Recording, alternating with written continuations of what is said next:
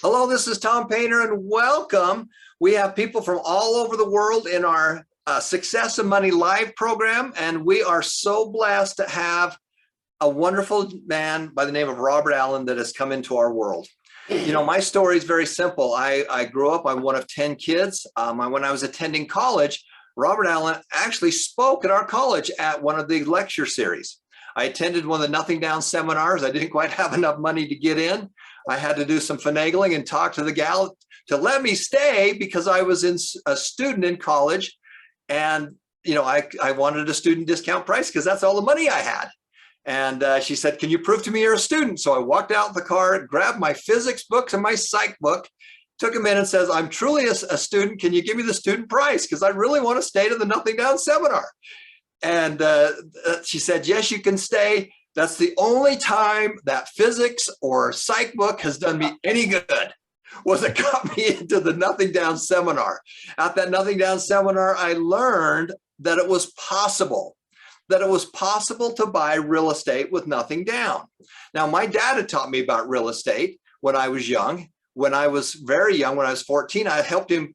We were working on the house next door that he had bought for us kids. And we were painting and it was hot and I wasn't having any fun whatsoever. And I said, Dad, can I get paid for doing this? And he said, no, son, get back to work. So I got the gumption to ask him again, Dad, are you sure I can't get paid for this? And he goes, son, you know what? I bought this property so that we'd have extra money to take care of you kids so you could go through college. Now, as a teenager, I didn't care about college. And you can see that I wasn't that impressed with his answer. And so he said, you know what, son, did you know that some people make so much money off their small businesses, their real estate, and their investments that they don't have a job?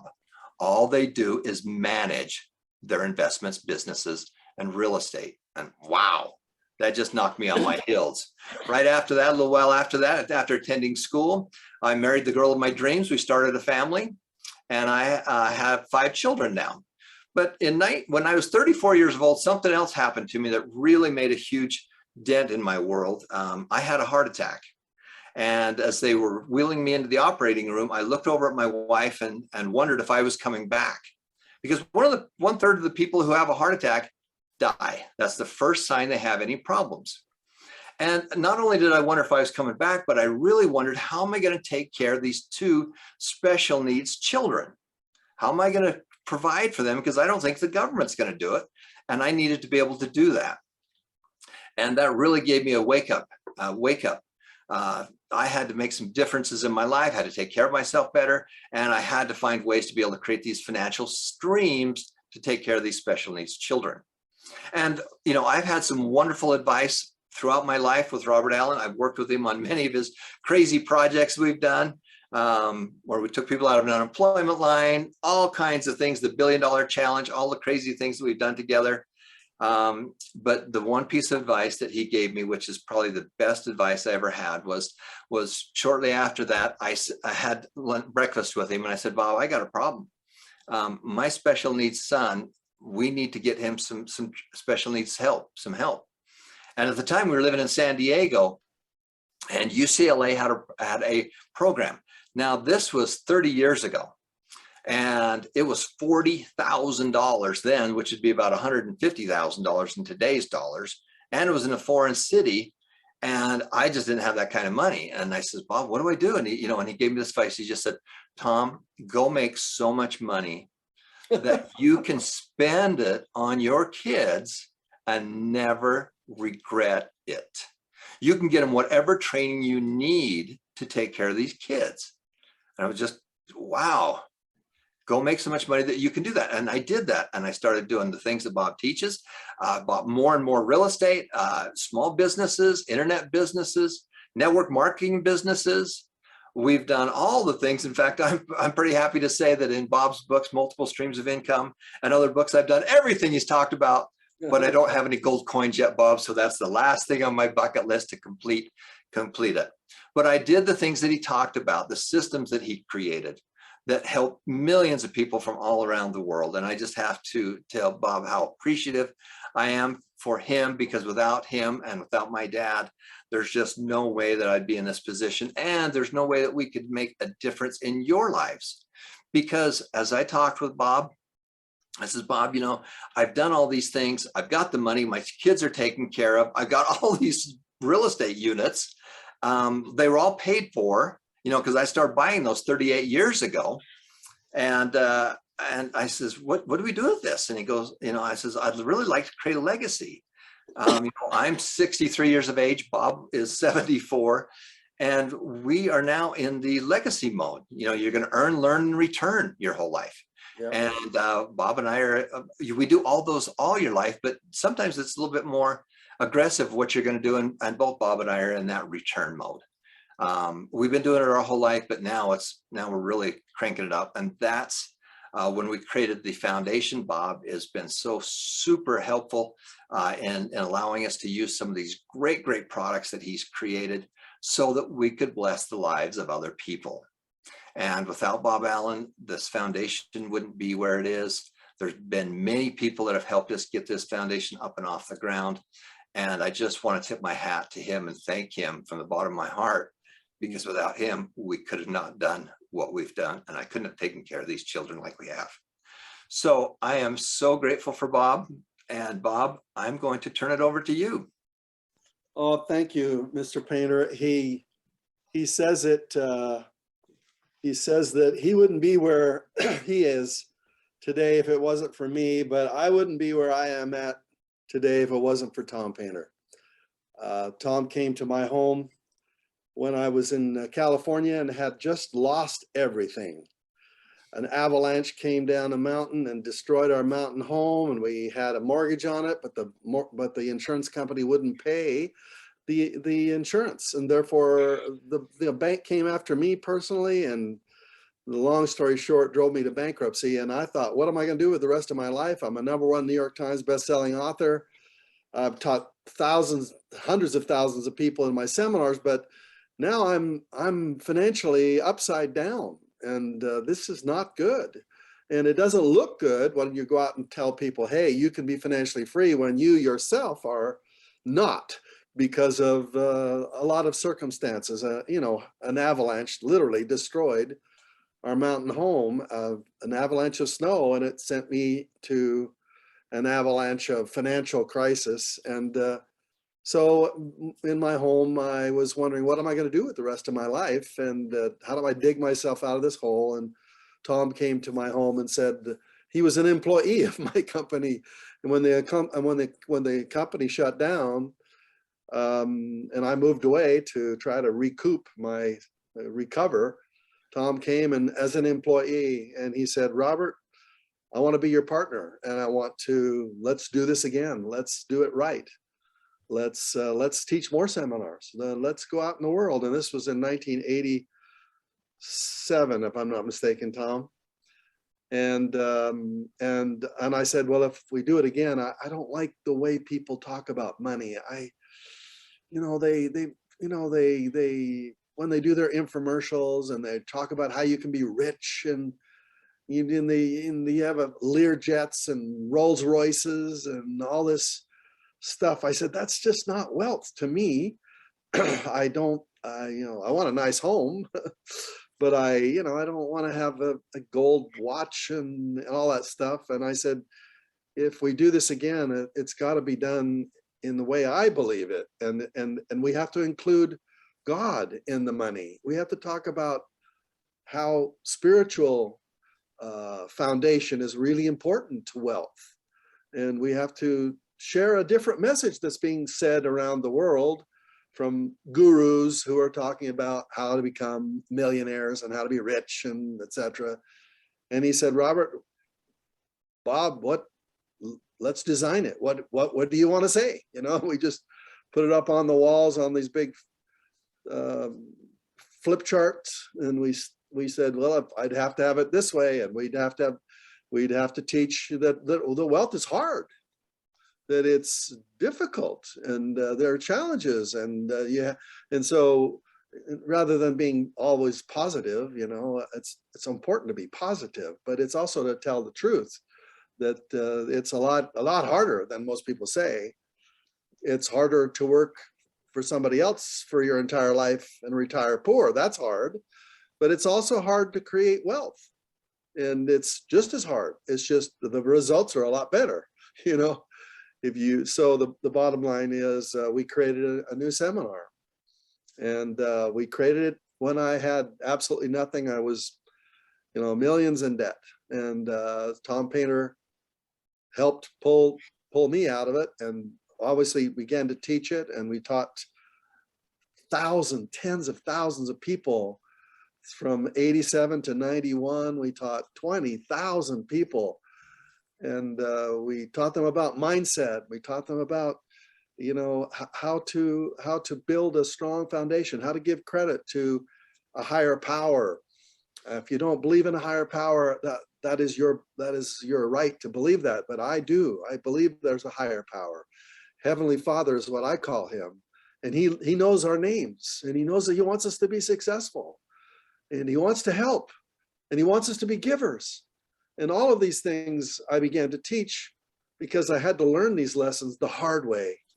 And after losing all my money, I had to start all over again at zero, below zero. And Thomas Painter not only launched that business with me, but we've launched many businesses together. And then throughout the 2000s, from 1999 to 2009, for 10 years in there, we taught millions of people. And Tom and his teams, he's a brilliant businessman. Tom Painter is brilliant, and he's detail oriented, and just, every time you do something great, you have to have a team of people who do things, who are great at what you're not great at. And that's what Tom did. And so congratulations to Tom for organizing this Success and Freedom Foundation, Success and Financial Freedom. And I am honored to share a message with you today. We have hundreds of people on this call, and it's, for many of you, it's late at night. For me, it's early in the morning. But thank you, Thomas. My hat goes off to you for what you're doing. And I don't know, do you have a copy of the challenge in your things that people receive? Is that right? They have the Road to Wealth program that they go through the audio, the videos and audios as a course. Well, let's put this in there. I'd love that. Okay, now Tom and I, when we did a challenge, I said, send me to any unemployment line. Let me select someone who's broke, out of work, and discouraged. In 2 days' time, I'll teach them the secrets of wealth. And in 90 days, they'll be back on their feet with $5,000 cash in the bank, never to set foot in an unemployment line again. And I wrote the book about it. That's the title that I just shared with you. It's called The Challenge. And Tom and I went to St. Louis, Missouri, and we selected these people. And I wrote the book about how we selected them. Tom was integral in the process of selecting and teaching and coaching. He coached these people for 90 days. And I taught them for 2 days. Tom coached them. 90 days we came back, and Mary and Steve right there, and had their $5,000 check. Nora and Philip were on their way to buying properties. They went on to make over $100,000 in the next 12 months. So that Tom's name's all over here, because I updated the book and here this way.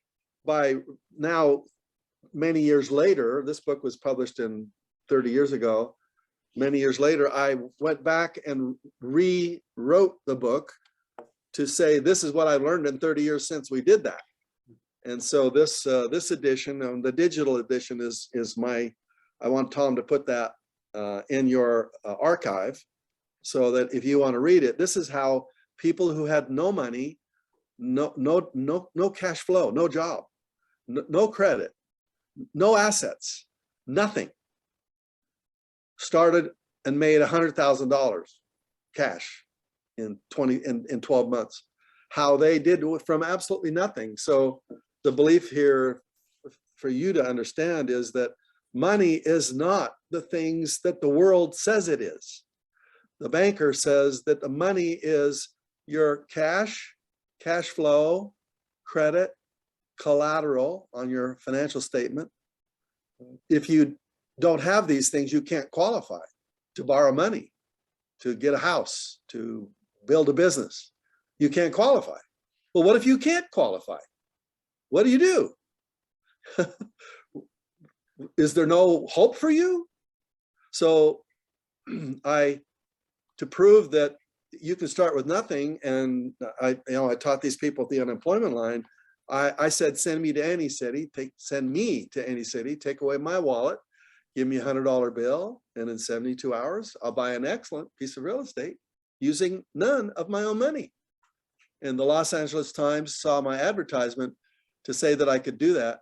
In their newspaper, the Los Angeles Times, I had a full page ad that bragged that you could send me to any city. And they said, we challenge you, we don't think you can. And so they took away, they put me, an LA Times reporter met me at the Marriott Hotel, the Los Angeles airport, and flew me to San Francisco. I didn't know where we were going, took away my wallet, gave me 5 $20 bills, and said, now you have 72 hours.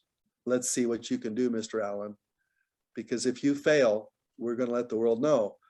And this was a very frightening experience. People think I was confident. I was not. I was terrified because everything was on the line.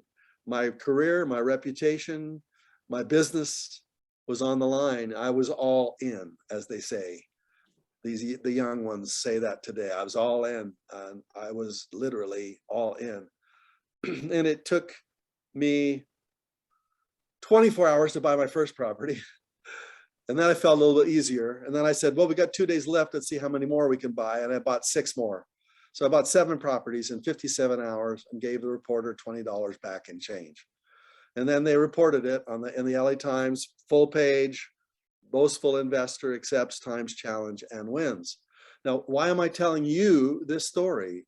Because I'm trying to share with you that what the world thinks is money, they are wrong. Wealth is not those 4 things I shared with you: cash, cash flow, credit, and collateral. If you don't have those things, I proved to the world that you can take all of those things away and still buy real estate, create wealth, because inside you is where the wealth resides. There are 4 other C words that are inside you where the wealth starts to flow from. All wealth starts from you, inside your mind and in your heart. Then you go create external wealth, which is cash, cash flow, credit, collateral. But inside you is where it starts first. And if you don't have it inside you, more than likely the external wealth you'll lose. Just look at all the people who win lotteries, who win $1 million in a lottery. They don't have the internal wealth, and they go spend it, and they squander it, and they lose it, and they go bankrupt. People who have $1 million in cash, but they didn't have the internal wealth.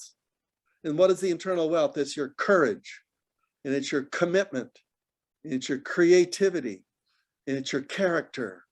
It's your willingness to be a good person, to be a giver, to have charity. That's a C word, charity, to be a giver. All these things come from inside you. And from inside you, you build whatever you want outside of you. So for many of you, I know you are struggling with the external wealth part, trying to put food on the table, trying to have enough money to just put a roof over your head. I get that. And Thomas is a genius when it comes to organizing what I call the personal finance part of money. You know, there are 7 fundamental things you got to do, seven skills you need to do. And the first skill is you got to believe. You got to believe that you can start with nothing and create some wealth. And another skill is the personal finance stuff. It's how do you save your money, and then how do you invest it in things that grow when you're not there, and then you have to learn how to build it, to grow it, to make it get bigger. And that's the difference between passive investing, which is putting money in a bank or putting money in a stock market or putting money in a bond. That's passive investing, and that's where most people do it. They have jobs, therefore they don't have time to build wealth. So they go to their job and they take a little bit of money and they save it, they put it away. That's called passive investing. But active investing is launching a business. It's being an entrepreneur. It's buying real estate. It's doing things that are active, that are hard to do, that are risky. And most people don't go from passive investing into active investing. They just actively go to their jobs and they work. And that's active, that's hard. And then they take their little money and they put it passively and they wait for 30 years. Thomas told you about stock investing, where you should invest your money, investing it in Berkshire Hathaway, where Tom was a major investor, and in the S&P 500 index funds. That's passive investing. You put a little bit of money there, wait for 30, 40 years, you'll have nice money, you know. But most of us as entrepreneurs, we don't want to wait 30 years. We got a mortgage payment to pay next month. We got to put food on the table. We need to make some serious money and we need to make it fast. And so entrepreneurs, we want to make, well, the difference between an employee and an entrepreneur, employees, about in America, 1 in 7 people are entrepreneurs. I'm sorry, are employees. One in 7 is an entrepreneur. 6 out of 7 are employees. And most people are employees. You don't see very many entrepreneurs because we're different. We think different. We don't want to work for somebody else. We want to be the boss. We want to control our freedom. We want to decide what we do when we wake up in the morning and do and go to create our future. We don't want somebody else to tell us, come to work, be there at 7 o'clock in the morning, don't leave till 7 o'clock at night. We don't like that. And most people are employees, and that's the life they live. But therefore they make what I call small, slow money. And small, slow money is a little bit of money for a long period of time, for 50 years. Small, slow money. And entrepreneurs they think very differently. They want to make big, fast money. They want to do it in 5 years, not 50. And therefore, my message in the books that I write, multiple streams of income, and the 1 minute millionaire. This is 1 minute millionaire. Talk about big, fast money. We want to think like an entrepreneur. We want to be financially free. So what Tom is doing here in his foundation, a foundation that I obviously have provided some of the intellectual property here, but Tom is the one who's created this. This is his baby, and I'm so proud of him. But what he wants to make sure that you understand that you have a solid foundation in personal finance. Get your foundation right. You make yourself stable and steady, so the money that you can count on the money. So you're not always. Most entrepreneurs they're not like that. They're always looking for money, you know, because they're taking risks and sometimes they lose it. So personal finance, that's important. How to save it and how to invest it. If you want to step across the line into the world of entrepreneurship, that's how you make it, and you make it in risky and very active ways. So congratulations for all of you for being here. Many of you are in the Philippines, and I love the Philippines. Spent some time in the Philippines. I've been there, I think I've been there twice. Once when I was 19 years old. And Thomas asked me to share a little bit of that story. So there's a lesson that I would like to share with you about that. And so hold on a second here. Let's see, I'm going to be, all right, I'm sharing my screen. Okay, so can you see this? Can you see that? Not yet, Bob. Okay, well, I'm showing it here, but it's not coming up. Try hitting the share screen again. There you go. It's coming up. There you go. All right, good. That works. Yep. Just go to full screen on your computer now. So there's a very important lesson that I learned in the Philippines, frankly. In fact, it was maybe one of the most important top 10 lessons of my entire life. The very first one was learned Rapp's book, Tom. No, but I would love to give that to him, Bob. So this is another book I'm going to give to Tom to put into the archive. So it's a book that all of you can download and read. It's about mindset, and mindset is really important. And remember that wealth all comes from inside you. So mindset is important, and how you create it and how you build it. Maybe I'll teach another lesson on that, Tom. Maybe another month from now or so, I'll teach a whole lesson on the 4 maps and how it works. Okay. That'd be awesome, Bob. I'd love to. Multiple streams of income. These are ways that you can make money while you sleep, and how to generate a lifetime of unlimited wealth. So when I was 19, I learned a profound lesson from a billionaire. And now many of the names, I'm going to say some names to those of you in the Philippines who will recognize these names, because your president today has that name, and his name is Lopez. And back in 1966, Eugenio Lopez was a very, very, very rich man. And he and his family had been rich for many generations. And the vice president of the Philippines was his brother. And the president of the Philippines was Marcos.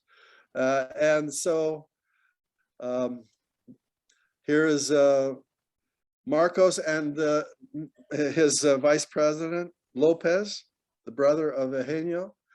And Eugenio came to Canada when I was 19 years old, taking his family around the world, traveling with, he had an entourage of maybe 15 people, his secretary, his son, his daughter, his wife, his secretary, his doctor, you know, and I was a bus driver, and taking tours in the mountains of Canada, the Canadian Rockies. And Eugenio Lopez came through and he said to me, I was with them for 10 days. I got to eat dinner with them. I got to meet them. I got to laugh with them. I got to love them. And I'm just 19 years old. I'm just a kid, and I'm driving a bus with 35 seats in it. And they're taking up 15 of those seats. And at the end of the 10 days, they took a liking to me, and his son was like 17. And he said, Robert, come with us, you know, leave your bus and come with us. And he said, quit your job, and I'm going to take you to the Philippines. So what do you think I said? Well, I called my dad, and he did some quick research to find out that Mr. Lopez was legitimate, wasn't taking me away. And I got on a plane and flew to San Francisco, to his home, right below the Golden Gate Bridge, and a beautiful, magnificent home on the ocean. And he was a rich, rich, rich man. And I got to see how rich people live. And he flew me to the Philippines. We stopped in Hawaii, and then we flew all the way to the Philippines. And without showering, without dressing, we went directly from the airport to the palace in Malacanang, is that what it's called? And went right into the palace, walked by the office. I could see Marcos in there. I was not introduced to him, but I was taken into a private room with Imelda. And Imelda and I, this is me at 19, meeting. Now, why did I meet Imelda? Because they had bought some magnificent dresses for her in San Francisco, and they gave them to me to give them to her as a gift from them and me. Now, Mr. Lopez owned the newspaper and the television station and the electric company and lots of things. And therefore, since he was so powerful and wealthy, they would receive his guest, which was me. And I gave her these dresses. And the next day in the newspaper, there was a picture of me. This is the picture of me meeting Imelda Marcos in the palace and giving her these gifts. I didn't realize that one day that meeting her would be really very profound experience. So Mr. Marcos, or sorry, Mr. Lopez, very generous, extremely generous man. I don't know what his reputation is in the Philippines. I think he's respected and admired. Actually, it's not Lopez's president, it's Marcos's son who's president. Forgive me. That he just was elected a few months ago as the president of the Philippines. Mr. Lopez said, Robert, I would like you to show you my mansions. So he took a vice president from the electric company, Meralco, I think is what it was called. And this vice president, extremely busy, very powerful man in the company, became my tour guide. And he flew me. We went all the way up north to Baguio, and we went all the way south down to Davao. We went into the Luzon. We went all over the Philippines, and I got to see the mansions that Lopez owned. In every mansion, there were servants and employees, and they just treated me like a king. And at night we would play mahjong, and we just had a wonderful and powerful experience. And I just went all over the Philippines. I got to see places that most people never get to see. And then at the end of, I was there for like 10 days. And then they said, do you want to go with us to Japan? And so off we went to go to Japan, and we stayed in magnificent hotels and ate the best food. And I traveled all over Japan on Mr. Lopez's as a gift from him, because he kind of liked me as a tour guide. And so then they said to me, we're going to go to Europe. We want to come to Europe with us? And this was not something that I wanted to do, because in my church, when we reach 19, we usually go on a mission for our church, and we give away our life for 2 years. And we actually pay for our own way to go. And I said, I'm sorry, Mr. Lopez, I hope you enjoy yourself in Europe, but I need to go back home, and I need to put in my papers to be called to go somewhere in the world. I don't know where, but wherever the Lord calls me to go, that's where I'm going to go. And for my entire life, I've been preparing for this. So forgive me for not taking your wonderful gift. And I remember right there on the spot, he took out his wallet and gave me 3 $100 bills. I'll never forget that.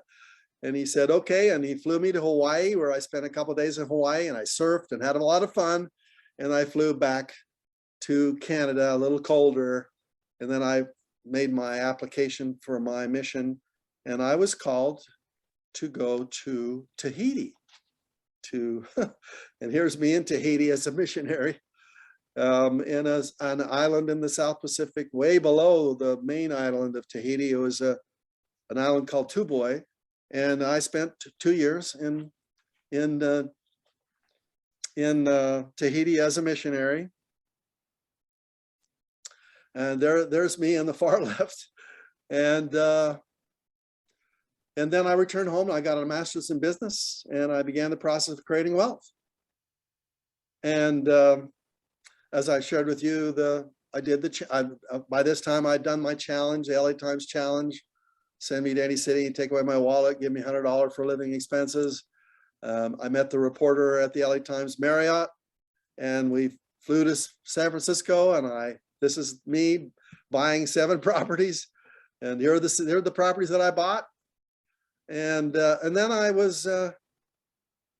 decided, let me go visit with, let me go to San Francisco and see where the Lopez's are. I knew where the house was. It's on Sea Cliff. And I knew I'd been there. So when I was in San Francisco on a business trip, on a seminar, a training actually, I got in a rental car, and I drove to his house. And I said, is Mr. Lopez home? I ring the doorbell. Is Mr. Lopez here? And Mr. Lopez is, when you go at his home, you got pictures of him kissing the Pope's ring.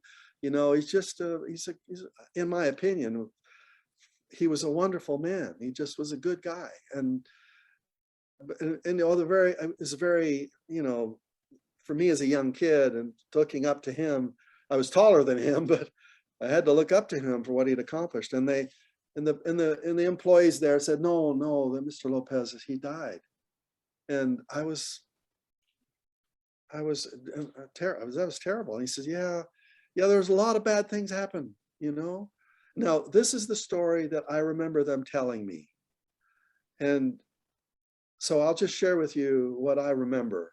What I remember them saying is Mr. Lopez, he came to America. He was in America. And of course, Mr. Marcos created martial law and literally nationalized all of these wealthy people's businesses. He nationalized the electric company, the television station, the radio station, a lot of properties and businesses and buildings. And you know that Marcos was very famous for that and was eventually driven out of office. But for several years in there, it was not good. And for those of you who are in the Philippines, I don't know what that was like. It's just that in the world, we know that he had done some bad things. And the story they tell me is that Marcos called Mr. Lopez in America. And he said simply, Eugenio, your son is the president of the television station, and we have kidnapped him, and he's in jail now. And which would you rather have? A son, the father of your grandchildren, or everything you own? All your mansions, all your businesses, everything. Just give it to me, and I'll give you your son back. Now, how long do you think Mr. Lopez thought about that? How many weeks do you think he pondered that question? I don't know the truth, to tell you the truth. I don't know how long it took him. All I can do is I can imagine that he probably said, send my son. Send him now. You can have it all. Take it. And as a 19-year-old man, I saw the wealth that was stolen from him. I got to see it. And then a few years later, I got to learn that story. I honestly, this is the story I remember them telling me. But it made sense to me because I began to realize that when you lose everything, what do you have left? You have yourself and you have your family. And those are really the most important things. And I got to see from my own experience, from my own eyes, I got to see what a billionaire does when faced with a decision about creating wealth or having a family.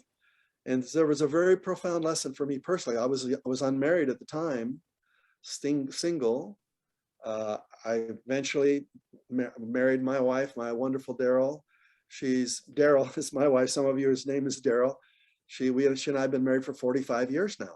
We're 45, and I love her more today than I ever have. She's the mother of my 3 children, and they're more important than anything, obviously.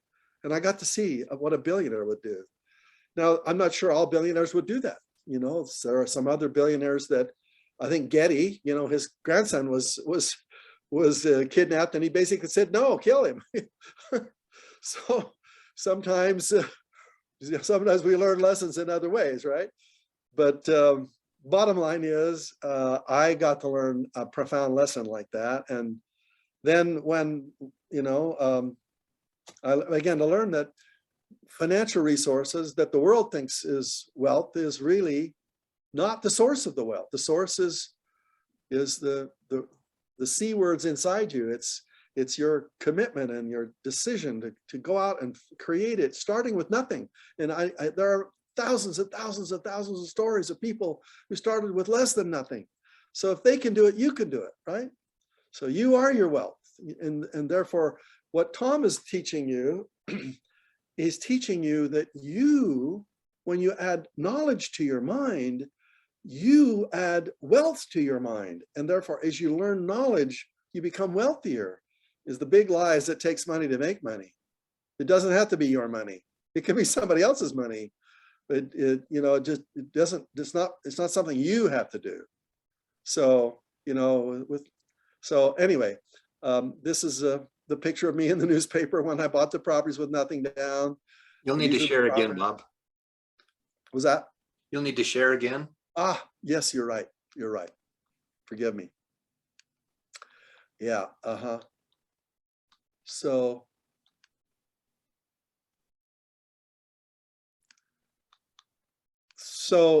what transpired after I met Lopez was I created my wealth. I got my best-selling books. I bought my, when I talked about the avalanche earlier when we were discussing, this is where the avalanche happened. It said, I'm going to go have lunch there today. I'm going to Sundance today with my wife to lunch at this resort because it's a wonderful place to have lunch. But this is where our wealth was destroyed. And this is our cabin was destroyed. And this is what sent me into bankruptcy.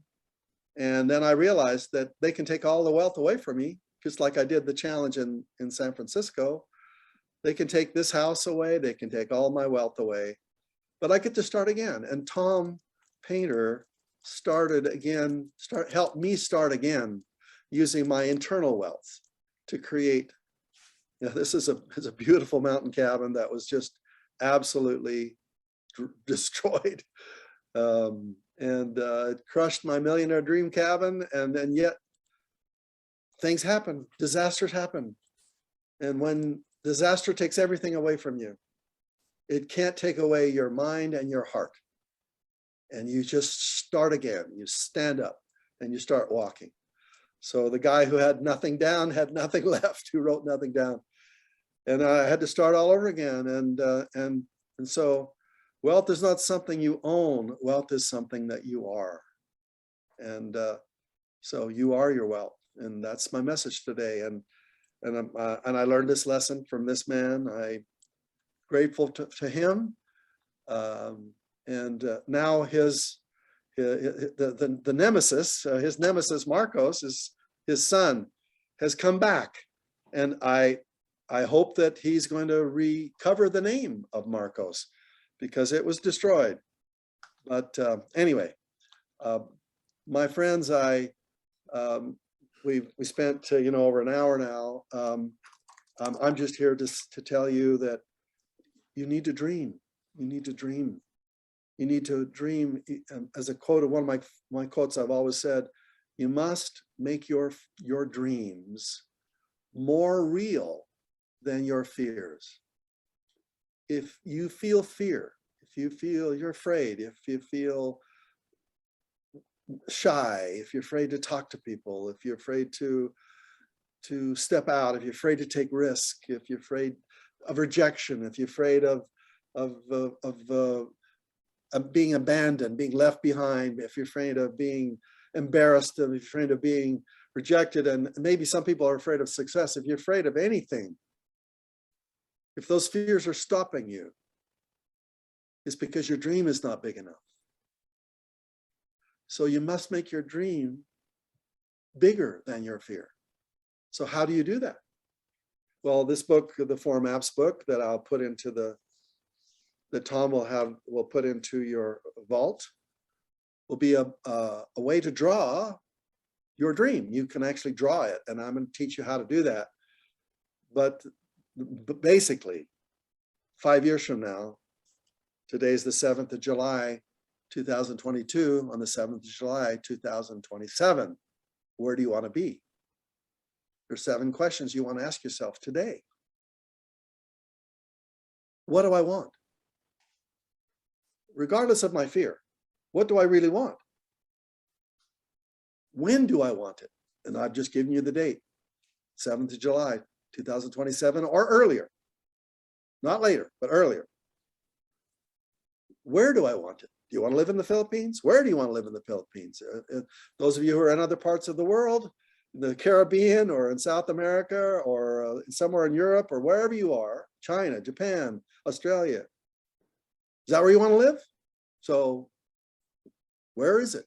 And what's the house look like? What kind of dwelling do you live in? Is there a boat? Is it a penthouse on the top of a building? Is it a single family home? What is it? Dream it. Let's see it. Let's see it. So what do you want? When do you want it? Where do you want it? How much of it do you want? Put some numbers to it. Your brain is a computer.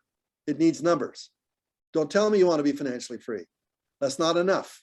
Your brain doesn't understand those words. Give your brain a number. How much money a month? How much net worth? How much cash flow? How much is it? How many sales you're going to make a day? Whatever your business is. How much is your business doing? Give us some numbers. How much do you want? Okay. Who do you want to help you get it? And who do you want that money to bless? Who? Really important question. And the last two questions are simply, why do you want this? Why is it important for you to have it? Why do you want it? Tell me. You have to make your why bigger than your fear. That your why is so important to you that you're willing to overcome your fear. You're willing to step through your fear, around your fear, under your fear, over your fear, but put fear behind you. Goodbye. I'm going to my dream. And then finally, okay, how do you do it? That's the weakest question, and that's why it's the last question. Most poor people always start with the how. They say, well, how will I do that? And they don't ask the other six questions. The how becomes available to you in a vehicle that'll take you there. And there are many vehicles. There are multiple streams of income, multiple vehicles you can use. Tom is going to teach you how to do your personal finance. And then he's going to share with you also, how do you do the real estate? How do you do the business? He's been one of the smartest, richest businessmen that I know, frankly. And he gives me credit for it. But hey, that's not the way it worked. I gave him a little inspiration. I was a little catalyst, but Tom Painter, he made it happen. And he is one of the greatest coaches that can teach you. And so he'll show you the how.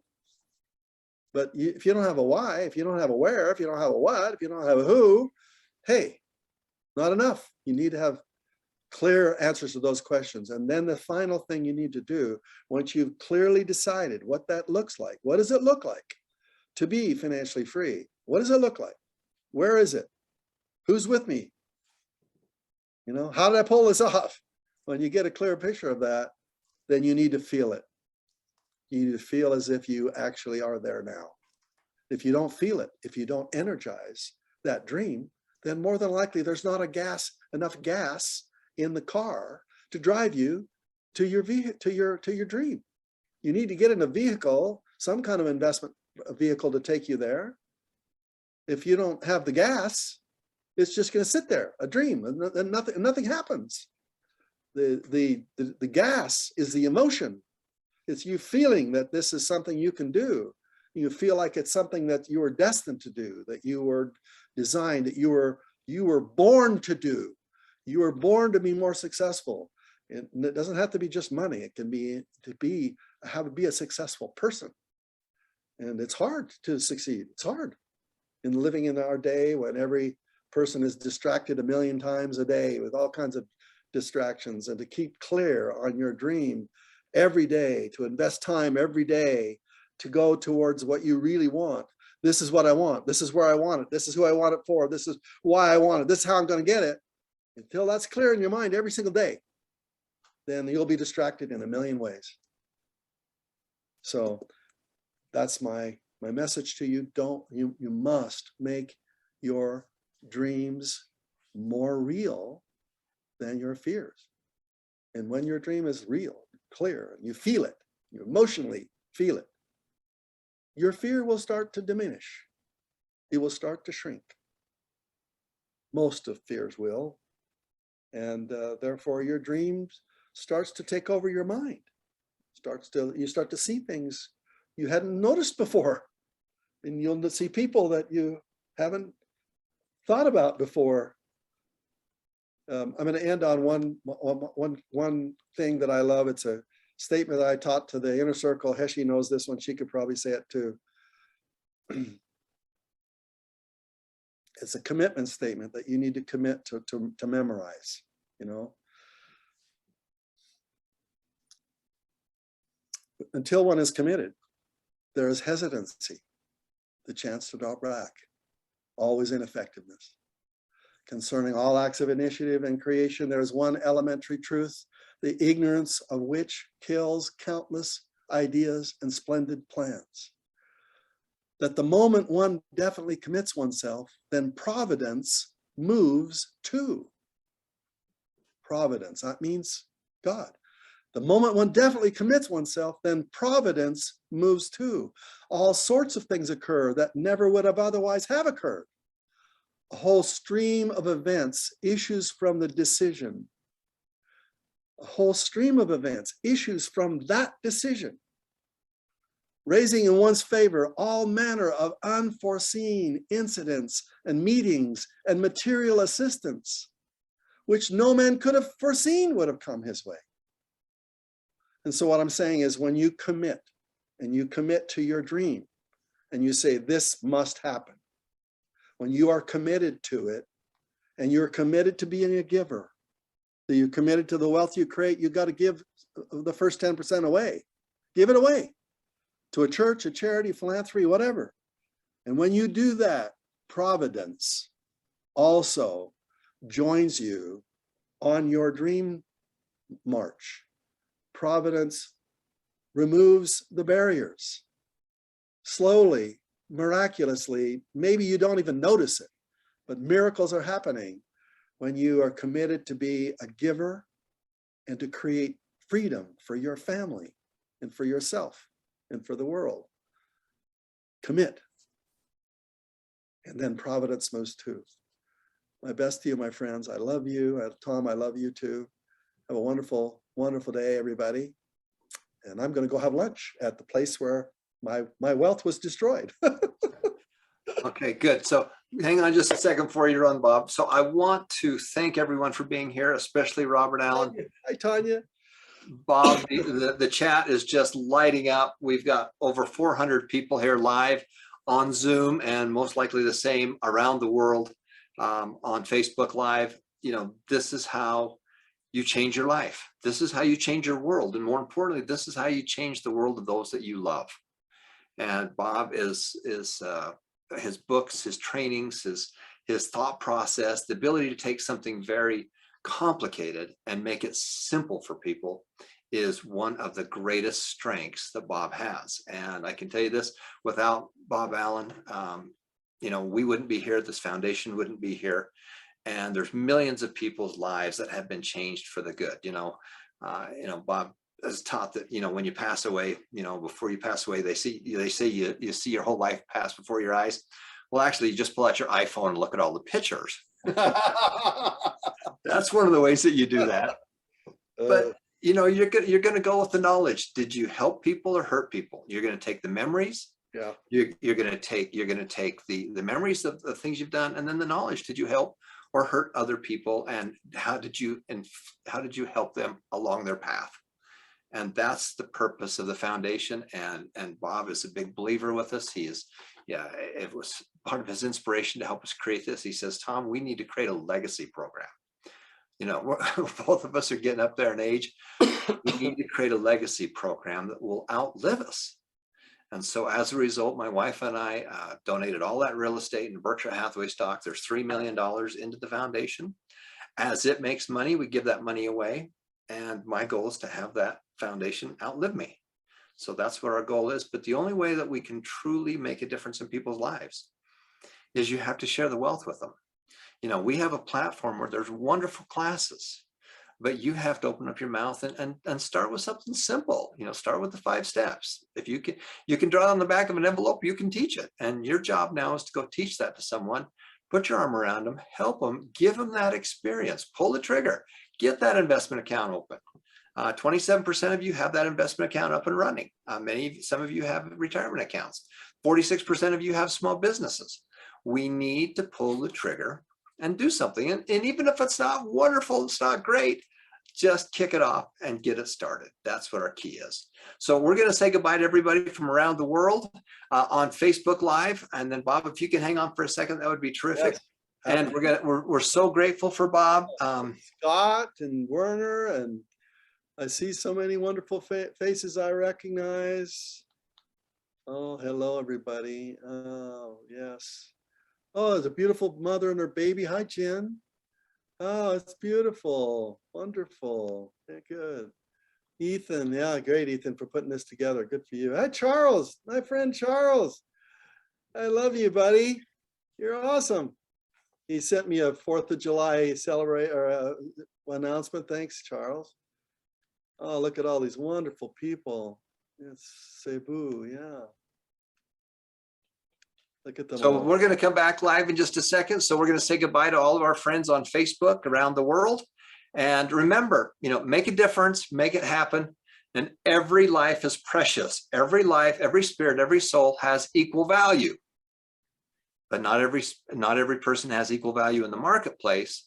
But every spirit, every soul has equal value, and every soul is precious. And we have to help people to have a better life. And the only way you can do that is by talking to people, putting your arm around people, leading them to these great resources that we have. And if you'll do that, it will change your life more than it'll change their life. Zig Ziglar said it best: the only way you can get what you want out of life is to help other people get what they want out of life. And Robert Allen, of all the mentors that I've had, has probably made the biggest difference in people's lives than anyone else I know. And so I just want to tip my hat to him and thank him for being on our board of advisors and really helping the catalyst of kicking this up. I said, Bob, I'd like to create this foundation. And you know what, honestly, I got to be real straight with you. I didn't think it was going to work. I really didn't. But I knew I had to try, and I have no problem with failing. I have no problem with failing. I have a major problem with not trying. And he says, let's build a legacy. I want my stuff to live on after we're gone. And so that was the inspiration between Bob and I to create the foundation. He was so giving and allow us to take some of his wonderful, wonderful classes to be able to give to you. And these classes, these classes have been sold for thousands and thousands of dollars. But he said, I want to leave a legacy. And so that's why we created the foundation. And I'm just grateful for him for making such a huge impact on my life, many people's lives. And this foundation would not be here if it wouldn't have been for him.